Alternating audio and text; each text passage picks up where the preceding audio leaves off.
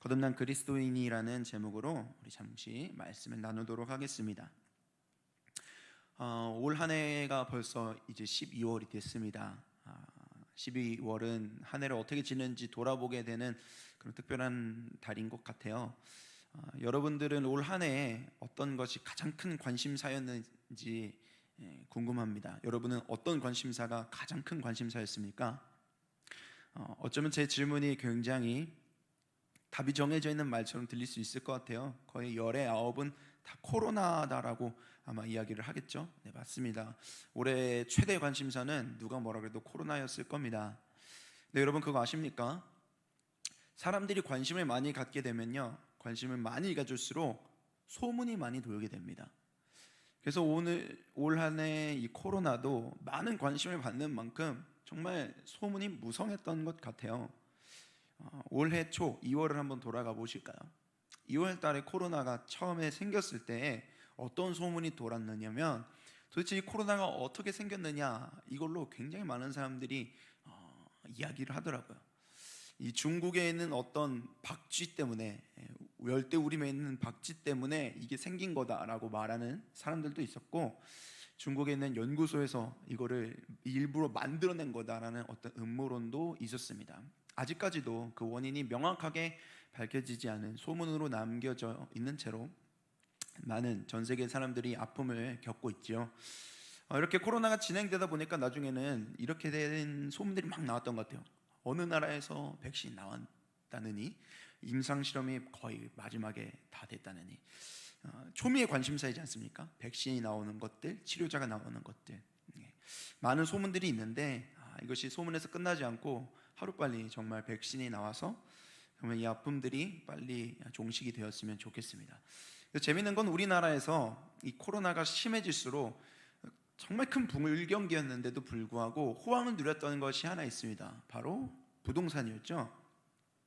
그러면서 이 부동산에 대한 관심도 굉장히 높아지면서 그런 소문이 막 무성했던 것 같아요. 어느 지역이 이제 뭐 땅값이 오를 거다, 정부의 규제가 이러니까 그 다음에 투자할 때는 여기다, 이러면서 굉장히 많은 소문들이 많이 무성했었던 한 해가 바로 이 코로나였었던 것 같습니다. 니고데모에 대한 이야기를 오늘 하려고 하는데요, 그 당시에 있는 이스라엘 사람들의 최대 관심사도 분명히 있었을 겁니다. 그것은 바로 하나님의 나라, 누가 천국에 들어갈 수 있느냐, 이것이 그 당시 이스라엘 사람들의 가장 큰 관심사였습니다. 사실 이것이 어떻게 보면 그리스도인들에게도 큰 관심사 중에 하나죠. 천국에 누가 들어갈 수 있느냐. 물론 우리가 답은 알고 있습니다. 예수 그리스도와 십자가의 은혜로만 우리가 하나님의 나라에 들어갈 수 있다는 것을 알고 있죠. 그런데도 불구하고 우리가 살아가다 보면 우리가 너무 넘어지고 연약하고 자기 자신에게 실망하고 자책하다 보면 그 자책이 깊어져서 나중에는 이런 내가 어떻게 천국에 간다는 거지? 이렇게 우리가 스스로에게 대해서 고민하게 되는 때가 반드시 생기는 것 같습니다. 오늘 말씀이 니고데모와 같은 그런 고민들을 할 법한 우리들에게 좋은 우리 마음 안에 담기는 은혜가 있기를 간절히 소망합니다. 이 이스라엘에도 아까 처음에 말씀드렸다시피 하나님의 나라에 대한 여러 가지 관심들이 있었는데요, 그 관심이 크면 클수록 소문이 있다고 했습니다. 어떤 소문이 있었느냐, 어떤 사람들은요, 부자이면 하나님의 나라에 들어갈 확률이 높다고 생각했었던 소문이 있었어요. 하나님이 축복하시면 반드시 그 사람은 물질의 복도 받게 되고, 그럼 반대로도 그 말이 되지 않겠느냐. 부자가 있어요. 한 고을에 정말 유명한 부자가 있으면 사람들이 다 이 사람은 하나님이 축복해 주신 거니까 부자가 된 걸 거야, 그러니까 이 사람은 당연히 하나님의 나라에 들어가겠지라는 생각을 했었다는 거예요. 이러한 통속적인 생각이 가득 통념이 있으니까 부자가 하나님 앞에 자신의 잘못을 인정하고 회개하는 일이 쉬웠겠습니까? 어려웠겠죠. 그래서 예수님 그런 말씀 하시지 않습니까? 부자가 하나님의 나라에 들어가는 게 마치 낙타가 무엇에 들어가는 것보다 더 어렵다? 바늘귀에 들어가는 것보다 더 어렵다는 얘기를 했습니다. 부자가 구원을 못 받는다는 것이 아니라 그 당시에 가지고 있었던 부자에 대한 잘못된 구원에 대한 소문들에 대해서 예수님께서 일침을 가하시는 거죠. 또 이런 소문도 있었습니다. 몸이 아픈 사람, 병든 사람, 이런 사람은 저주받은 것이다. 하나님이 저주한 것이다. 그러니까 이런 사람들 하나님의 나라에 들어갈 수가 없겠지라는 생각들을 가지고 있었다는 것이에요. 여러분, 맞는 말인가요? 아니죠. 네. 그래서 예수님이 어떻게 하십니까? 맹인을 고쳐주었던 그 일을 보면서, 맹인을 보면서 이렇게 이야기하지 않습니까? 네가 앞을 보지 못하는 것은 너의 잘못이 아니라 너를 통해 하나님의 영광이 나타나려고 하는 것이다 라고 이야기를 하십니다. 그 당시에 이스라엘 사람들이 이 천국에 대한 초미의 관심사를 가지고 있으면서도 많은 무성한 소문이 있었는데요, 사실 이 다양한 소문이 있었던 가장 큰 이유 중에 하나는 율법에 대해서 오해하기 시작했기 때문입니다. 이스라엘 사람들은 율법에 대한 자부심이 강했었어요. 다른 어떤 나라에도 없는 율법이 우리에게만 있다. 하나님이 우리를 선택하셔서 우리에게만 주신 증거가 바로 율법이다. 그러니 우리가 이것을 그것까지는 맞죠. 근데 이것을 우리가 잘 지킬 때 우리가 하나님의 나라에 갈 수 있다라는 그런 잘못된 구원관으로 이어지기 시작하면서부터 그것이 다양한 소문들을 만들어내기 시작했다라는 것입니다. 근데 여러분, 사실 맞죠. 우리가 하나님을 사랑하는 만큼 율법을 지키는 것이 맞습니다. 그렇지만 우리가 율법을 지키면 지킬수록 우리 스스로 정직하게 알게 되는 것은 있습니다. 내가 잘해서 율법을 받은 건 아니구나. 내가 결코 잘 지켜서 하나님의 나라에 들어갈 수 있는 건 아니구나라는 것을 알게 된다는 것입니다. 그런데 그 율법을 잘 지켜야만 하는 사회의 구조가 되어지고, 그것을 잘 지키는 이들이 종교 지도자들로서 많은 우월감을 갖고, 그렇지 않은 이들에 대해서는 열등감을 갖도록 만드는 사회의 구조가 되어버렸다는 것입니다. 그런데 여러분, 그 많은 소문들 가운데서 유독 예수님의 소문이 많은 이들의 귀에 들리고 마치 진리처럼 받아들여지는 놀라운 일들이 생겼다는 것입니다. 예수님은 이런 말씀을 하시는 거죠. 수많은 기적을 보여주시면서 하나님의 사람으로서, 하나님의 보낸 사람으로서 많은 기적을 보여주시면서 예수님은 하나님의 나라에 들어가야 하는 전혀 다른 소문이라 말하면 안 되겠죠. 전혀 다른 진리를 전해주십니다. 뭐라고 하느냐? 얘들아, 너네들이 율법 지켜보았지만 잘 안 되지 않느냐? 스스로 너희를 고문하지 말고 하나님께로 돌아와라. 나를 믿고 나에게 돌아와라. 내가 너희를 쉬게 할 것이다. 그리고 내가 너에게 지어주는 멍에를 져라. 그것은 쉽고 가볍다. 왜냐하면 너네들이 혼자 짊어지고 책임을 져야 하는 멍에가 아니라 내가 함께 짊어지고 내가 너의 인생의 주인이 되어서 그 멍에를 내가 이끌어갈 것이기 때문에 나와 함께 가자. 나에게로 돌아와라. 회개해라 라고 말하는 것이 예수님이 말하는 하나님 나라를 향한 진리였다라는 거죠. 수많은 소문 가운데 예수님이 하는 그 말이 너무나 다르게 들려졌기 때문에 많은 사람들이 그 이야기를 듣고 예수님 앞에 돌아오게 되는, 세례를 받는 일들이 생겼었다라는 것입니다. 그런데 이 소문을 싫어하는 사람들이 있었습니다. 누가 싫어했을까요?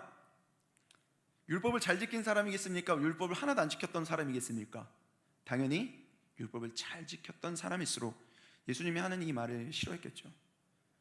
율법을 너무너무 잘 지켜서 자기 평생을 다 드렸던 사람일수록 예수님의 말이 자신의 인생을 무너뜨리는 것처럼 느껴졌을 거예요.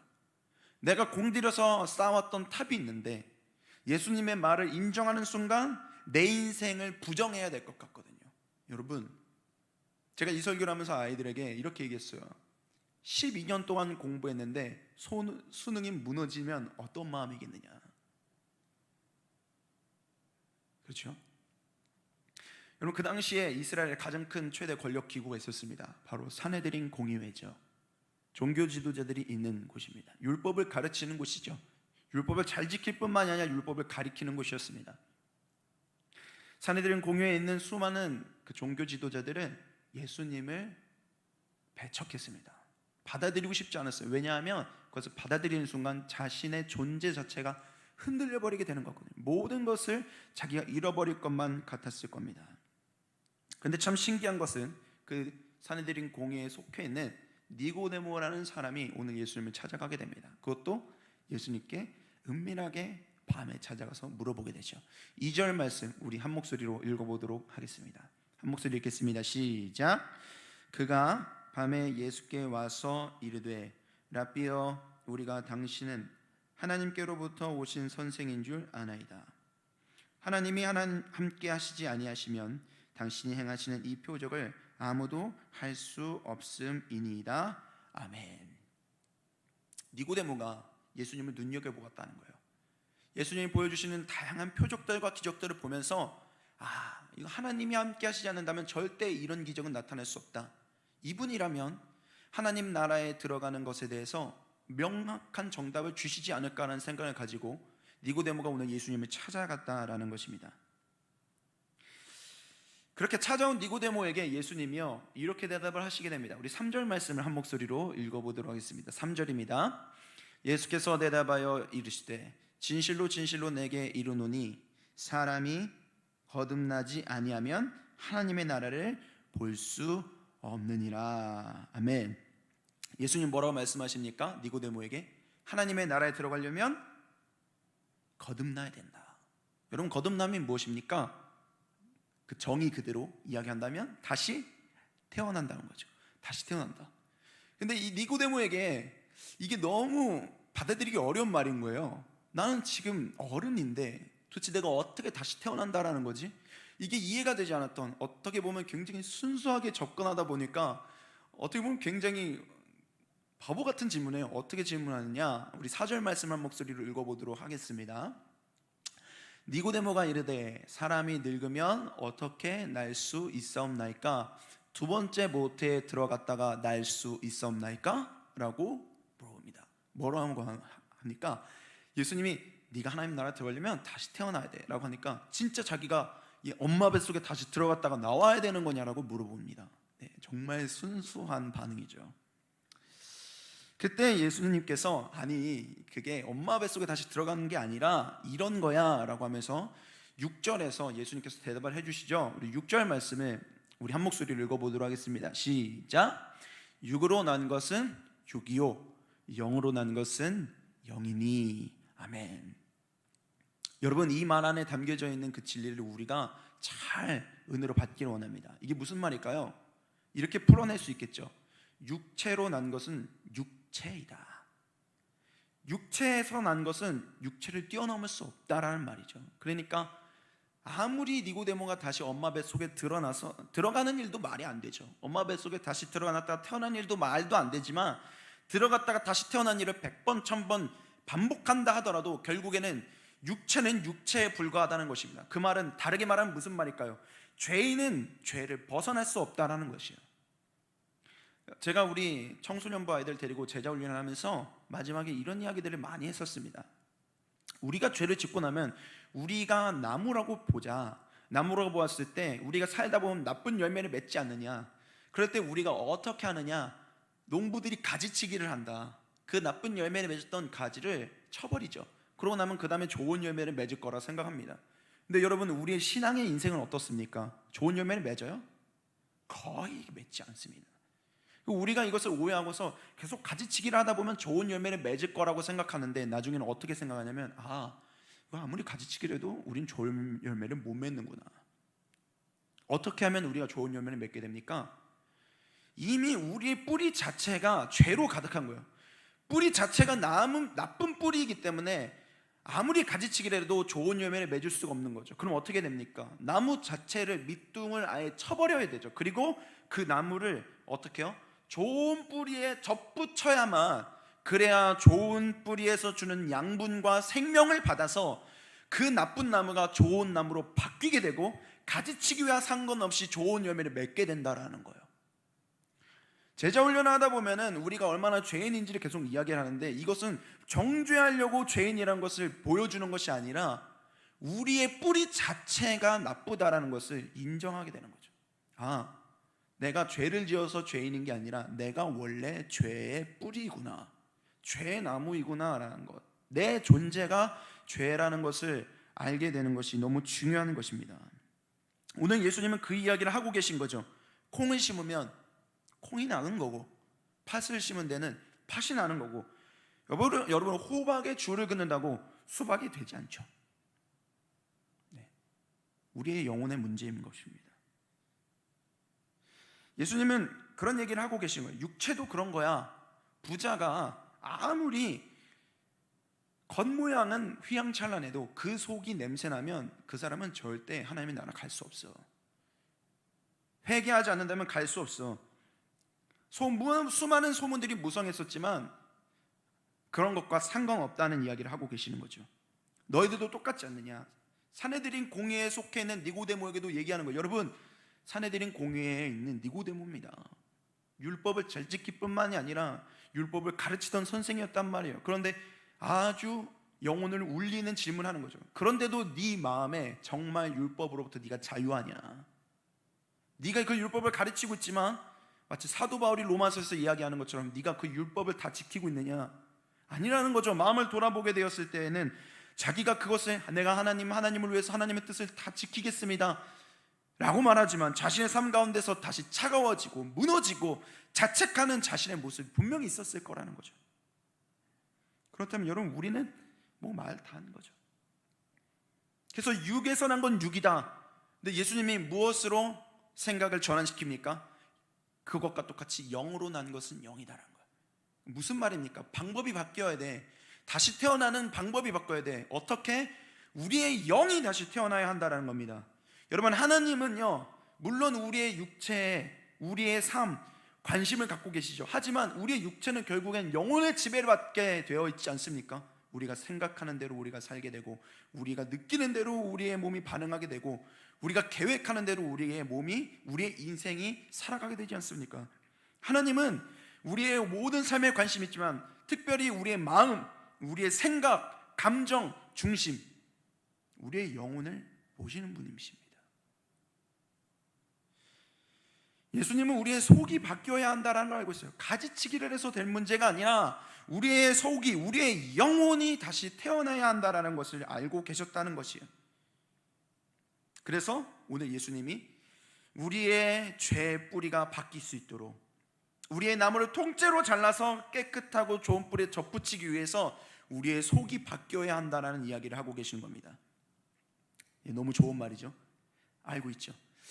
여러분, 근데 재밌는 사실은요, 사실 이 이야기를요, 많은 종교에서도 이야기를 해요. 불교 한번 생각해 보실래요? 마음 수양 이런 얘기하죠. 무소유, 마음이 중요하다는 이야기를 해요. 근데 여러분, 기독교는 어떤 차이가 있을까요? 우리의 마음을 다시 태어나게 하는 것, 그게 우리 힘으로 되느냐는 거예요. 지금 계속 얘기하는 게 뭡니까? 우리 힘으로 다시 태어날 수 있다? 없다라는 거죠. 육에서 난 건 육이라는 거예요.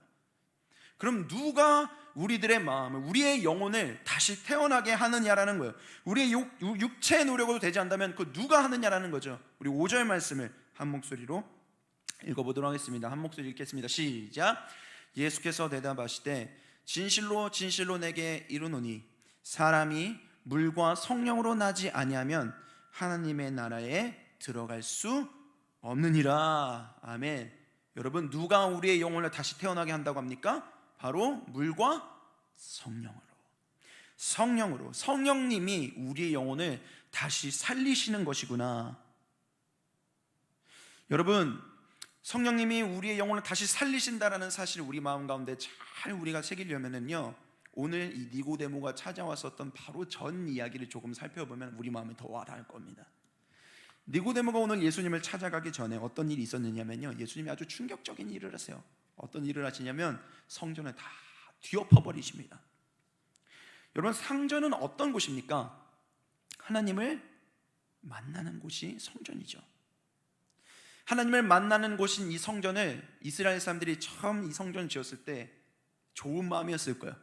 우리가 하나님을 만나기 위해 이 성전을 깨끗하게 하겠다, 정결하게 하겠다, 우리가 이 예배를 사수하겠다라는 아주 단호한 마음들이 있었을 거예요. 그러면서 이 예배를 잘 지키기 위해, 성전을 잘 지키기 위해 엄격하게 율법을 지켜나갔을 거라는 거예요. 그런데 여러분, 세월이 흐르고 나니까 이 성전이 어떻게 바뀌게 돼요? 성전이 타락의 온상이, 범죄의 온상이 되어버리게 됩니다. 예수님께서 성전에 올라갔더니 뇌물을 주고받으면서 제사에 필요한 짐승들을 사기 위해서 장사치들이 장사 자리를 깔아놓은 그곳으로 다 바뀌어져 있는 거예요. 종교 지도자들이 그 장사할 수 있는 자리를 주기 위해서 뇌물을 주고받고, 그렇게 해서 내어준 자리가 어떤 자리였느냐? 이방인의 뜰이었다라는 거죠. 예배하기 위해서 이방인들이 먼 곳에서 와서 하나님 앞에 나왔는데 장사치들이 다 있어서 예배를 할 수 없는 거예요. 병든 자들이 와서 예배하고 싶은데 예배할 자리가 없는 거예요. 예수님이 그 모습을 보면서 그 장사치들이 다 뒤엎는 거죠. 그러면서 강도의 수굴이라면 꾸짖으십니다. 여러분 생각해 보십시오. 우리가 성전을 깨끗하게 잘 지키게도 작정했었던 이들이 누굽니까? 그 당시에 최고의 권력 기구였었던 사내들인 공의였어요. 율법을 가르치는 이들이었어요. 니고데모와 같은 사람이었어요. 하나님 앞에 얼마나 최선을 다해 노력을 했겠습니까? 그런데 우리는 여기서 뭘 깨닫느냐? 사람의 노력은 결국 변질된다는 거예요. 사람의 노력은 결국 변질된다라는 거죠. 육체의 노력은 결국 육체에 불과하다는 겁니다. 심지어 어머니 뱃속에 내가 들어갔다 나오는 기적을 몇백 번 반복한다 하더라도 똑같다는 거예요. 예수님은 그렇게 타락의 온상이 되어버린, 강도의 소굴이 되어버린 그 성전을 보면 예수님 말씀하시죠. 내 집은 만민이 기도하는 집인데 이방인들이 쫓겨나고 있구나. 병든 자들이, 가장 예배가 필요한 이들이, 하나님의 꿈을 꾸고 다시 위로를 받아야 하는 이들이 예배할 자리가 없구나라는 것을 보며 예수님이 이렇게 말씀하세요. 그럼 내가 죽겠다. 이 성전이 무너지고 내가 3일 만에 다시 이 성전을 세우겠다. 무슨 말입니까? 예수님이 내가 죽어서 내가 아예 너희들의 마음을 깨끗하게 해서 너희들의 마음을 내 성전으로 삼겠다. 그리고 나의 성전 삼은 너희들의 마음 안에 내가 거하겠다라고 이야기하시죠. 우리의 마음 안에 거하게 되신 하나님이 누구십니까? 바로 성령님이죠. 우리 마음 안에 계시는 하나님, 성령님. 그 성령님이 우리 마음 안에 오시면은요, 이러한 변화가 일어나게 됩니다. 우리 에스겔 말씀을 한 목소리로 읽어보도록 하겠습니다. 한 목소리 읽겠습니다. 시작. 또 새 영을 너희 속에 두고 새 마음을 너희에게 주되 너희 육신에서 굳은 마음을 제거하고 부드러운 마음을 줄 것이며. 아멘. 뭐라고 합니까? 굳은 마음이 어떤 마음으로 바뀐다고요? 부드러운 마음으로 바뀐다는 거예요. 성령님이 우리 마음 안에 오시면 우리의 영혼이 어떻게 새로워질 수 있냐고요? 아무리 딱딱한 영혼도 성령님이 오시면 부드러워진다는 것입니다. 니고데모처럼 자기 신념과 철학이 가득한 사람, 성공주의와 외모지상주의와 물질만능주의와 결과주의가 똘똘 뭉쳐져 있는 사람, 심지어 예수님을 핍박하며 자기 잘난 맛에 살아가고던 바리새인 중에 바리새인 사도 바울조차도 그 딱딱한 영혼의 마음이 바뀌게 된다는 것이에요. 내가 잘난 줄 알았는데 내 눈이 멀어버리면서 나는 아무것도 아니구나라는 것을 느끼게 되었을 때, 나는 정말 내가 율법을 지키며 내가 무엇이나 된 줄 아는 삶을 살아왔었는데 나는 아무것도 아닌데 이런 내 삶을 통해 역사하기 원하시는 내 삶에 예수님이 완전하신 분이구나. 내가 내 삶의 주인이 아니라 나는 연약하지만 내 삶의 주인 되시는 예수님이 들어오시면 내 불완전한 삶이 비로소 완전해지는 거구나 라는 것을, 아무리 강팍하고 목이 굳은 백성이라 할지라도 성령님이 오시면 그 마음이 부드러워진다라는 것입니다. 그렇게 될 때 우리 그리스도인들이 어떤 변화를 겪게 됩니까? 말씀이 들리게 되죠. 마음에 새겨지게 됩니다. 나와 무관한 줄 알았었던 2000년 전에 그 예수님이 내 삶의 주인이 되는 거야. 그분이 없으면 내가 살 수 없구나.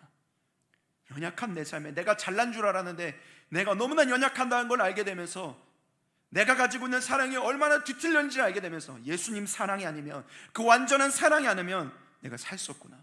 여러분, 이게 영혼이 다시 태어나는 거듭남인 줄 믿습니다. 내 속에 주인이 바뀌게 되는 거죠. 이전에는 내가 주인인 줄 알고 살았는데 이제는 그런 내가 죽고 내 삶의 주인인 예수님 한 분만 되는 겁니다. 다시 태어나는 거죠. 그렇게 성령 하나님이 마음에 계셔서 영혼이 다시 태어난 그리스도인들은요, 이런 고백을 하게 됩니다. 우리 갈라디아서 2장 20절 말씀을 한 목소리로 읽어보도록 하겠습니다. 한 목소리 읽겠습니다. 시작. 내가 그리스도와 함께 십자가에 못 박혔나니 그런즉 이제는 내가 사는 것이 아니요 오직 내 안에 그리스도께서 사시는 것이라. 이제 내가 육체 가운데 사는 것은 나를 사랑하사 나를 위하여 자기 자신을 버리신 하나님의 아들을 믿는 믿음 안에서 사는 것이라. 아멘. 여러분, 이것이 거듭난 그리스도인의 고백인 줄 믿습니다. 주인이 바뀐 거죠.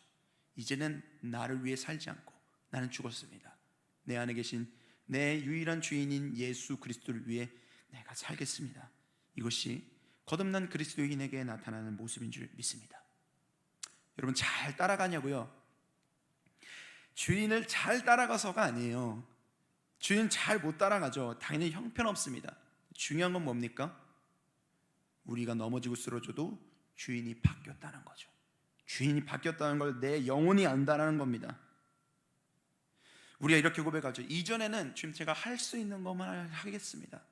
할 수 없는 거 내가 다 거절합니다. 어떤 말 해도 내가 거절합니다. 우리가 생각했을지 모르지만 주인이 바뀐 우리들은 고백해요. 하나님, 저 너무 자신 없고 연약하지만 주님이 강하시고 제 인생의 주인이시니 지금 제게 한 걸음 내디디라면 제가 순종하겠습니다. 자리를 지키라면 지키겠습니다. 주님, 그것이 우리의 주인이 바뀐 거듭난 그리스도인의 모습인 줄 믿습니다. 우리 이 말씀 하나 읽고 오늘 말씀을 마치도록 하겠습니다. 로마서 11장 29절 말씀입니다. 한 목소리로 읽어보겠습니다. 시작. 하나님의 은사와 부르심에는 후회하심이 없느니라. 아멘. 하나님이 여러분을 부르셨을 때 한 번도 후회하시지 않으셨습니다. 여러분의 영혼이 죽어 있다가 다시 살리실 때 한 번도 의심한 적이 없으셨습니다. 사랑하는 성도 여러분, 살아가다 보면 우리의 연약함을 훨씬 더 많이 느끼게 됩니다. 그때 하나님이 여러분을 부르셨을 때를 기억하십시오. 내가 내 삶의 주인이 바뀌며 거듭났었던 때를 기억하십시오.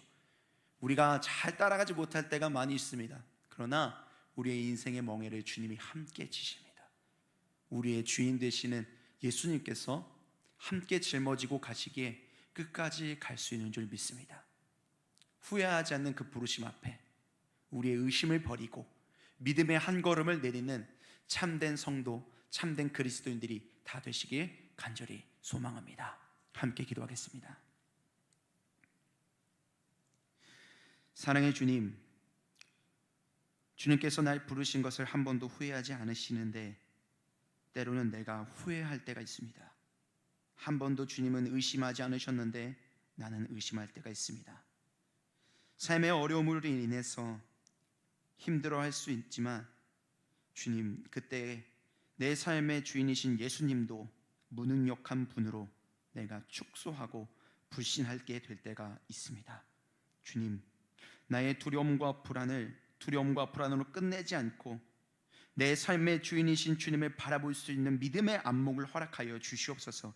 그리고 내가 내딛어야 할 순종의 한 걸음을, 믿음의 한 걸음을 내딛어 나는 자신 없지만 내 삶의 주인이신 그 주님, 완전한 주님, 사랑의 주님을 신뢰하며 따라가는 우리의 참된 그리스도인의 삶이, 거듭난 그리스도인의 삶을 살아갈 수 있도록 인도하여 주시옵소서.